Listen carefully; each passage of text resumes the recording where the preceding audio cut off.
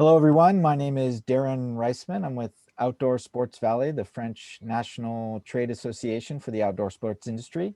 I'm head of international relations and market studies. And today I'm with Laureline Chopard, who is the partner and a consultant at the marketing and strategic consulting firm Pop Rock.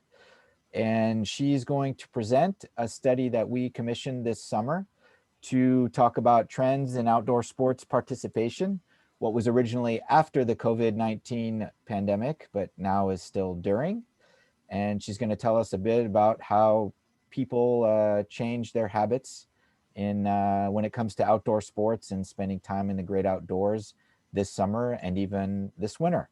So thank you, Laureline, for being here. Take it away. Thank you, Darren. Hi, everyone. I'm very happy to be able to share with you all we've been working on the last summer. So I'm just launching the presentation so you guys will be able to see more clearly what I'm about to tell you. So the goal of this study was to understand how participation in outdoor sports had changed due to the pandemic and mostly after the lockdown in spring 2020. To identify what could be the impacts on global outdoor behaviors and the opportunities, because obviously there are also opportunities, and to give outdoor brands insights and inspirations for actions. So the way we did the study, it's not about how many people you ask, it's about how deep you go when you talk with people. So we did like a meta-analysis of over 100 studies because this pandemic was very documented in terms of studies. So it was like very interesting to go through all the studies that had been made. And also the qualitative study, we made more than 20 interviews with professionals, retailers, shops, instructors, outdoor instructors, spent 3 days in the field, in the mountains and in the outdoors, talking with people, and also conducted 15 interviews, like 2-hour interviews with outdoor sports enthusiasts, and also with people who just don't participate in outdoor sports, and to see also if their behavior had changed. So global trends, I'm gonna go like quite fast on this one because obviously you guys know a lot about it. But what we wanted to say is that it started with a health crisis. It's now a systemic crisis with half of the world that were in lockdown in spring 2020. It had never happened before, with a very severe impact. For example, in France, almost half of all employees were on partial unemployment during the month of April, with a very big impact on GDP in Europe and even bigger in France. So, I mean, like that's the main figures. You guys have a lot of other figures to deal with, but that's just to have the big picture. And we thought that maybe like there would be a rebound and that we would like quickly be able to go to the next level. But now we can see that it's more along like in between. We want it to be like post-COVID, and we are like during COVID, and it's going to be part of our lives for a long time. And we had to deal with that, like that brave new reality that we are all gonna have to deal with a very crisis of meaning, because this crisis has blown apart everything we took for granted, like the fact of going wherever we wanted, to take planes to go to the end of the world and like to feel safe in every part of the world. And this has changed a lot. Because it touched everyone. So a lot of people like started to wonder if they had made the right choices in their lives. The lockdown, it enabled a lot of people like to take a break for a very hectic life. And suddenly when you just take a break, sometimes you start to wonder why you had been running all along. So very deep crisis of meaning. And this also a period that we've been working, it's not period, it's like this moment, it has really been a catalyst for change. For example, in France, we had a very big switch to digital. From the part that were not yet on screen. For example, school, a lot of kids like did school through the internet, and medical appointments, like more than 1 million people had medical appointments online per week in France. And like before the lockdown, it was only like 2,000 a week. So we had like a huge shift in the way people were using digital in their daily lives, and this a lot of these changing behaviors are going to stay. And also, a lot of people just realized how much just going outside was like important to them, just to be able to breathe, go outside, and we were deprived of the possibility to go out. And for example, at the end of the lockdown in France, the demand for houses with gardens, it like exploded, and you had a lot of people who were living in cities and say, okay, I just don't want to live in a city, in a building anymore. I just want to have a house with a garden where I can go out. And it's really a deep and sudden change. One of the last global trends I wanted to share with you is that it's the term hero that was used a lot in France with brands, companies, leaders that were judged on their ethics. It was the time to do things for the greater good and not for the money. And so you had like the hero brands, for example, Decathlon, who put its the Easy Breath snorkeling mask and gave them to medical professionals, for example. And you have the brands that did nothing or didn't help. And it's like the brands just had a social role to play in that pandemic and really became heroes. So you have the heroes and the bad guys, and it's all like black and white in that matter. And the last thing was it goes with like taking a break. It's focusing on what's essential, and it's like we have just all put it all together in our minds. Like it's organic, it's local, then it's sustainable, then it has meaning, and we all like came back to buying food from local producers and trying to help people around us. And the thing that we have like to keep with us is to remember is it's that it's lumping together and that it's all part of the same thing. We don't just cannot really explain why, but it all goes together with having a more meaningful life.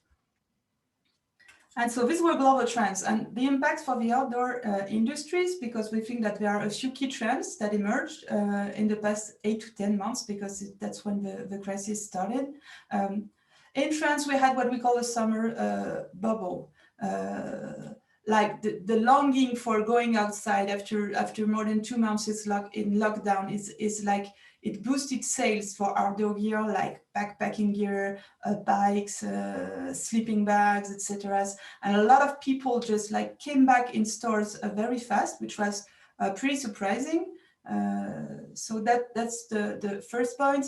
And also the French vacation in France.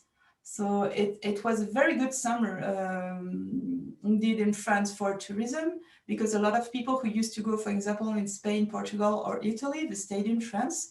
So at the end of the summer, a lot of professionals were very happy with their summer, and it had almost made us forget how the spring had been. So everyone was, yeah, it was amazing, very nice summer, things are good. And then we had forgotten that in fact we had a lot of people at the peak season, but it didn't make up for the losses from the spring and the early summer lockdown. It was really at the peak season that we had a huge amount of people. And also in surrounding countries in Europe, tourism was still hit very hard, like Spain and Italy. And even in sports apparel, there was a drop by the end of August. The drop was 30%, because even if we did a very good summer, it didn't make up for what we had lost in spring. With a lot of, like, in September, we didn't know what the winter would be. It's going to be a very hard winter in France, because it seems that all the ski areas will remain closed for the whole winter. So even if the summer was great last summer, it won't make up for everything we are losing at the moment. And what we saw last summer was that a lot of people came at the same time in the mountains and in the outdoor, and we had to face overcrowding of natural spaces that we were not used to face. With pollution, stress, or lower quality experiences, we had a lot of locals who had like the feeling of being invaded by poorly informed novices, because we had a lot of novices, because people who used to go somewhere else for the holidays, they just went in the outdoor and in the mountains, with like the difficulty for different sports to coexist, like hikers against bikers on the same trails. And so it really raised the issue of how can we better spread people out when we have a lot of people that concentrate in the same spot. And we were not used to this in the French mountains, obviously. So that's something maybe we will have to face more in the future. And it goes with the previous slide. Happiness close to home is that what we call like micro adventures, like living an adventure like 1 hour away from home. That was like the big thing last summer. And people that just say, okay, I'm not gonna go very far on holiday because I don't know if I have to book, will I get like a refund if I cancel, and if something happens. So a lot of people said, okay, we have a 2-week holiday and we will just stay around and like go sleep in the mountains and do stuff like this. So it was really the big thing with like camping and backpacking that exploded in popularity. With like itinerant travel was the thing, with biking, van rentals were just huge. And it was like, okay, I'm gonna take my time, spend time outside, and the only goal is just like to wander from one place to the other and just enjoy the fact that we have the freedom to go where we want and that we can be outside. So if we had like a few messages to take home, is that a lot of uncertainty remains, or we could even say now that we are in January, that we are certain that 2021 won't be a good year for outdoor activities. That it had changed, and this crisis has turned upside down what we considered meaningful. That we found our hero brands and that we found our bad guys brands, and we are now more than ever like really paying attention of spending time in nature. And it's like a criteria that we use to choose our activities, maybe the place where we want to work later, or the place where we want to spend our holidays. And with a new frame of reference, that is that what is nearby is reassuring. In the last few years, the further you were going, like it was like the world is my playground, and we had all like this longing to go very far away to visit the other ends of the world. And now it's like the world is getting smaller again because it's more reassuring. It's like a cocoon that we feel good in. And so what is close to me is reassuring. So if we now skip to inspiration and drivers, so now it's more like the behavioral profiles that we saw emerge from the health crisis, and some of them that could stay. This crisis is a catalyst for change. So we had trends that were like already there, but now they are going faster and they are getting bigger due to the crisis. In France, and I think it's the same way in most of Europe, is that the lockdown has left a very lasting impression on body and mind. A lot of people, when they got out of lockdown, got injured when they came back outside and doing sports, and they just say, okay, maybe I need like to just feel safe, calm, rest, and not push my body too hard.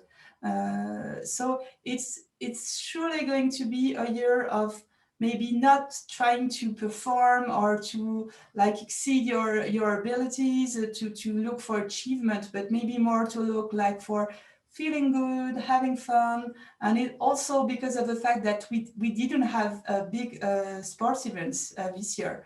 A lot of trail races, bike races were cancelled, and so it's just I'm just going out on my own or with friends, having fun, and so it means that it has another meaning for me to do my thing. Also, outdoor is indoor is outdoor again. Let me explain. Is that in the last years we had a lot of outdoor sports that came indoor. For example, rock climbing is a very good example, and now it's like we are doing these sports outside again, and even the indoor sports are done outside. CrossFit, yoga, a lot of sports centers are closed, so a lot of people just like practice outside. And even in the winter, these people who used to practice indoor, they now just stay outside, which means that they also need to get gear that they didn't have to practice outside, like running, like biking. And also maybe there's also the issue of how can we imagine maybe new infrastructures to enjoy indoor sports outside? Do we need to create like CrossFit play fields, or I don't know, like outdoor yoga mats that would always stay outside? And because we just like everyone's going outside these days, even to do indoor sports. That's my point. Responsible purchasing. This one is not new, but with what I was saying just before, with looking for what's essential, it's getting even bigger. Buying something that is made locally as a new purchasing driver in sports goods. It's a very well established trend for groceries and for food, mostly in France, because like French people are very interested in food. And now it has spread to other markets, including sporting goods.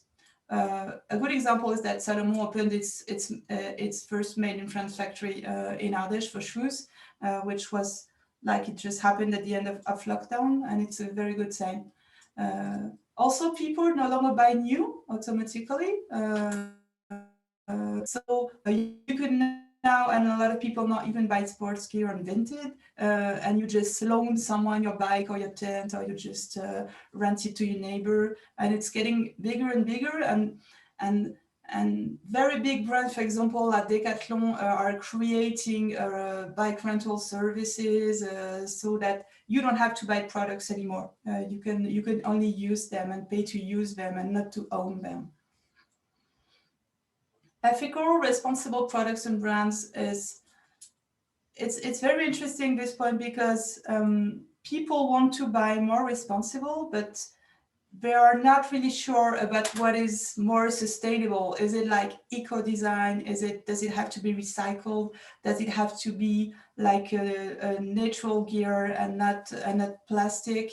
And for now, people don't have like standards in their mind with what is a sustainable product, and it's maybe something that the whole industry has to work on, is that how do we create in people's mind the standards for sustainable goods in for outdoor and sports product, because it has yet to be done.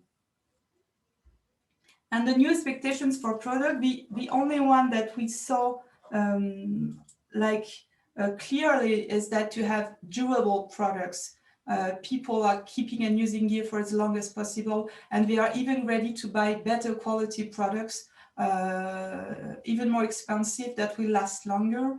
They will repair them, they will resell them, and even the guys who used to like want to buy the new gear every year, they are now like changing their behavior and trying to keep them as long as possible. And as we want to like stay with what's essential, we are looking for products that you can use for a lot of stuff. The best example for me is that the yoga legging that you can use for underwear for skiing, and that you can also use for running, and that you can use for pajamas, is that like you want like versatile products and minimalist products, and you are even ready like to tweak them on yourself, to work on them so that they will suit your needs. So it's more like I don't want specialized products for every sport. I want something that I can do anything with. It's more lifestyle products. And one of the last thing we wanted to share with you regarding profile is about events. We don't know if big events have a future for now. It's like we might have to think about new ways to broadcast outdoor sports to the general public, because events, big events like UTMB, for example, they were just an amazing way to broadcast our sports to a very big audience. And we will need to find new formats. A lot of them exist when you see that you have like more than 1 million people who are in virtual regatta and following Vendée Globe, for example. We can find like new ways and new formats to work on. And what a lot of people think, and also the people at UTMB think, that informal and unofficial events will stay and will continue even once we organize official races again. And so this could change the face of events for a very long time. And just to finish, what types of outdoor sports or activities are just like on the rise and in tune with today's values? It's like cycling, because I have freedom and mobility, the way to like to go wherever I want. Road and trail running, hiking, camping. In winter, it's more ski touring, cross country. So it's more like sports that are gives me freedom, that are outside, that are self-sufficient, and where I can like, that give me the freedom to go wherever I want. So that's very interesting. Even for water sports like paddle boards, we ran out of stock of paddle boards even in the mountains, because people were buying them like to go on the lakes, because they say that's a place where I am on my own and I'm all alone, and it feels like an adventure, in fact. So it's very, very interesting to see like the sports that are just on the rise with this crisis. And so the segment, it goes with it, is that it's the sport that I can do on my own and allow me to go wherever I want. And that's very like the thing to remember for this summer. So if you had to take a few things away with you, is that the drivers that were boosted by the crisis, it's more like rejuvenation, freedom, exploration, wellness, and what we are just like leaving behind us for now is like performance, pushing your limits, because you just want to take care of yourselves these days. And the last part of profiling is a customer segmentation. I'm going to go pretty fast on this one, because it can be like not very easy to digest on a screen. So if you start from the traditional outdoor sports market, from novice to experienced to elite, we have like the novices. It's the ones who ventured for the first time in the outdoors last summer, because they used to do something else. And the thing is that for now they had little or no connection to the outdoors, and they are uneducated. They don't have the standards, they don't have the code. And so if we want to make them lifelong outdoor sports, we need to educate them and to give them an easy access to the outdoors, because it can be very scary for them. Then you have what we call the soft outdoor segment. It's people who like the outdoors but not a passion, and it's more like walking, like go mushroom hunting, like picnics. It's that you go outside just for breathing, being with people, and sports it comes afterwards. It comes second. So the outdoor sport is my good reason to go outdoor, but the main reason is going outdoor. So it's more for them like outdoor as a lifestyle, and not outdoor as an activity or a sport. And the last one is the ones we call outdoor as a lifestyle. and it's the micro adventurers, the one who are mostly like young urbans around 40. They can be women. They can do a lot of sports, so they live pretty close to outdoor spaces, and they have a very deep sensibility for nature and environmental issues. And so they are looking for committed and meaningful brands. So we have with them to go beyond the sport itself and talk to them about lifestyle.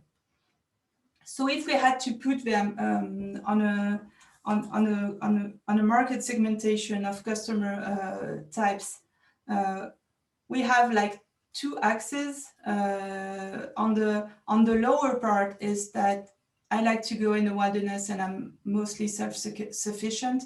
And on the upper part is I need structure, I need help to go outside.